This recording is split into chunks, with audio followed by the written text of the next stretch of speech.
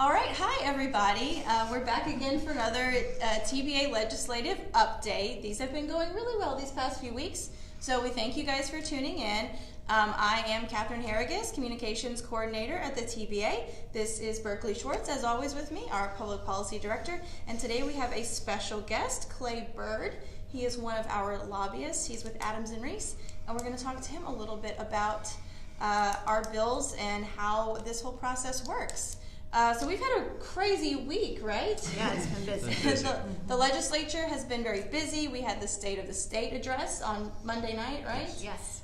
So there's a ton of bills going on. I'm sure you guys are reading all kinds of stuff in the news right now.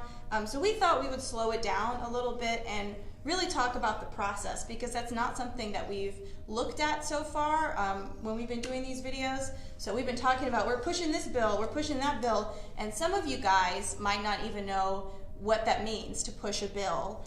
So we wanted to talk about the TBA's process every year when we choose our bills and then watch them go through the legislature. So guys, thanks for joining us, by the way, Clay. Yeah, thanks for having me. It's always nice to have a guest. Me and Berkeley do this every week, and just she's sick of me by now. Wow. It's nice to have a new friend. Always glad to have a guest. So our first question is, how does the TBA choose the bills that that we inevitably introduce into the legislature? What's that first step? So the bills primarily that are TBA initiatives primarily come from the section. So, you know, when you become a TBA member, you can sign up for a section, which is like, you know, your practice area, and different sections, especially their executive councils, they meet monthly, and the executive councils do, and they talk about what needs to happen, what changes should occur, where, you know, where improvement is needed in the law on that certain subject matter. And so that's really, and there's a deadline, a whole process for them submitting that legislation to us. They send it to us. It has to be passed by the House of Delegates. Then it has to be passed by the Board of Governors. We send it to other sections we think that, you know, may care about it and get their input in it. And then the final product, you know, that's what, based on the votes, you know, that's what we decide. And we also kind of have to prioritize, because every single piece of, we can't, you know, we don't have the bandwidth, or, you know, don't want to spend all of our time on all, because we have to play defense on so much legislation. So we really can't push that many bills. So we have to kind of decide too, like, which bills of the ones submitted to us have to be passed this year, or dealing with a problem that's immediate, you know. And so this year, you know, we had the 6 bills, and that's how we got them. When does that usually occur? Like, what's the timeline on that type of deliberation? The original, I mean, the first deadline that I have for bills to be submitted to me is September. Okay. Actually, hold on. Yeah, it's September. And that is like final product, September. And so I tell, you know, since they only meet once a month, I tell the sections to really like spend the summer deciding what they want to do. And then submit it to me in early September. And sometimes that, you know, things come up where all of a sudden there's a court decision, and everybody's like, we have to address this, or, you know, and sometimes that happens, and it gets added to the list. But you know, I like to have it by September, so there's plenty of time to vet it. So you're saying basically there's a whole legislative process that happens before it can even become official legislation. I know, people say, what do you do when the legislature isn't in session? And there's a lot. So working in-house, there are always things going on. Yeah, it sounds like that's a huge benefit of being a section member as well. Yeah, absolutely. Get to weigh in, and, you know, and also, just as an aside, we've been including legislation that we follow within our section comment. So any of those newsletters that come out, you can also see a list of bills that we follow on that subject matter, which I think is like helpful for people so they can kind of know what's going on in their world. Gotcha. So the next question is for Clay. Now we have gotten the bills, we know which ones that we're choosing, and it's off to you. Tell us, how do we actually push the bills at the legislature? So you're our lobbyist. Sure. Forgive us, most of you guys know what this is, but give us a brief definition of like what exactly you do. Sure. So a lobbyist is actually, to lobby is a term in state law, and it ultimately means a person that communicates with state government officials for the purpose of influencing action, and that's for compensation. So if you there are certain prerequisites, and you have to, for example, have annual training through the Tennessee Ethics Commission, and you have to register with the Tennessee Ethics Commission on behalf of your client. So that's primarily a first step once you have an agreement in place to lobby on behalf of someone. The process for having a bill introduced to the General Assembly involves first drafting the legislation. Primarily is done outside the legislative environment by a private party, for example. And the bill is then, you arrange sponsors. So Tennessee has a bicameral legislature, so both chambers have to introduce legislation. So the first step is to arrange bill sponsors in both the House and the Senate side. And once the sponsors agree to sponsor legislation, they will coordinate with the Office of Legal Services to have a bill drafted on their behalf. And that's actually where I began my legal career, is in the Office of Legal Services, and in that role you serve as a staff attorney for the legislative branch of government, with your primary responsibilities to draft bills and amendments for members of the General Assembly. So the bill sponsor will ask the legislative attorney to draft the legislation, and they usually use the initial draft from the outside attorney or the outside lobbyist, and put it in the correct format and template. They provide that draft is barcoded and given back to the bill sponsor in both the Senate and the House, and then the bill sponsor takes it and files the bill in the Senate and the House for introduction. Now, that bill has to be filed before the bill filing deadline, which is generally the first week of February during session. So that's how you get a bill introduced. A bill has several primary components under the Tennessee Constitution.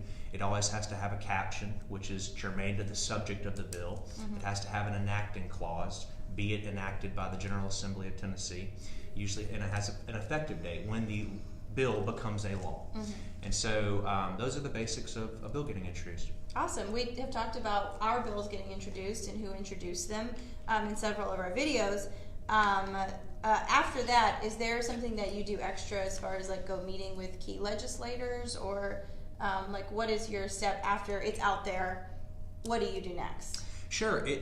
So once a bill is filed and once it is read first in consideration on the Senate and House floor, it's assigned to a committee. So a good starting place for lobbying on behalf of legislation is to, after you talk to the bill sponsors, of course, is to determine where the bill is getting assigned. And sometimes when you file it based upon the caption and the subject matter in the caption, you'll have a pretty good idea about the committee that the bill is going to be assigned to. So if you have a bill on roads or bridges, and the caption says relative to transportation, you've got a pretty good shot that the bill is going to be assigned to the Transportation Committee. So a good starting place, even before the bill gets assigned, is, well, let's set up meetings with the committee members. And those are the folks that will ultimately be voting on the bill in the House and Senate side. And then you work on influencing those committee members to vote in support of your legislation. Gotcha. And I just want to point out, I think too, sometimes it's just a matter of just educating them, because when you get a bill and it's just like, take out this word and put this word in, it's kind of hard to tell, where did this bill come from, why is it needed, what's it going to really do, and that's part of our job, is to sit down with people and say, the reason we've introduced this bill is because this is what it's really going to do, or why we need this change, or this is in the context of this. And that's how people are like, okay, I get it, that makes sense, So you're sort of translating the legalese into something and the practicality and the reasoning for the bill. Right. That's a really good point, especially when you're dealing with issues that the TBA commonly encounters, which are issues that are unique to lawyers. True. But that's the case with any legislation. It's what is the problem and what is this bill meant to address? How does this bill solve a problem? Well, that's awesome. Step one complete. After that, and this is something that we have talked about when we have done updates on the bills we've already spoken of that have been introduced. We hear about they've been in committee, one gets rolled, one gets an amendment. What's the sort of adaptability concept, like aspect of this? So if there's a problem with a bill with that a certain committee or a key legislator has, what do you guys do from there? What's the process like? Well, we usually like to her before the committee. So if we find out there is a problem, obviously we go back to their office, we sit down with the person, we try to help them understand, or even amend and address their issue. But sometimes that doesn't always happen, and you can learn about something, you know, within, and usually, especially in the House side, the subcommittee level is where they want everybody to really get out all the opposition, the kinks of the bill to, you know, and by the time it gets to the full committee, you should be like smooth sailing, ready to go. So, but I don't know, you may have something to add to that. Sure. So if an issue comes up in committee that was unexpected, Yeah. for example, and that's very common, a question gets asked that perhaps somebody's thought about or had a conversation on, and the bill ultimately gets rolled, and it's, we'll take that up in an amendment and clarify that issue. Yeah. And roll means push back for a week or two. Exactly. Yeah. The general process for solving that problem is to draft an amendment, and it follows a similar process. So the bill sponsor can either request an amendment to be drafted by legal services, or a person that serves on that committee can ask for the amendment to be drafted, because the person serving on that committee has the ability to offer the amendment on the bill as it's in front of the committee.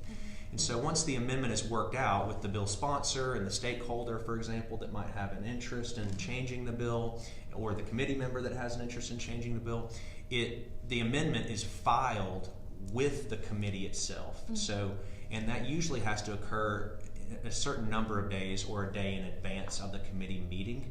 So if something happens in committee on a Tuesday, it gets rolled to the following week. It's time to get to work. You've got to tweak the language. You've got to meet with the sponsor. You've got to meet with the person that had a problem with it. You've got to get it to legal services to have it drafted and then barcoded, get it back to the sponsor, and then get it to the committee staff for filing.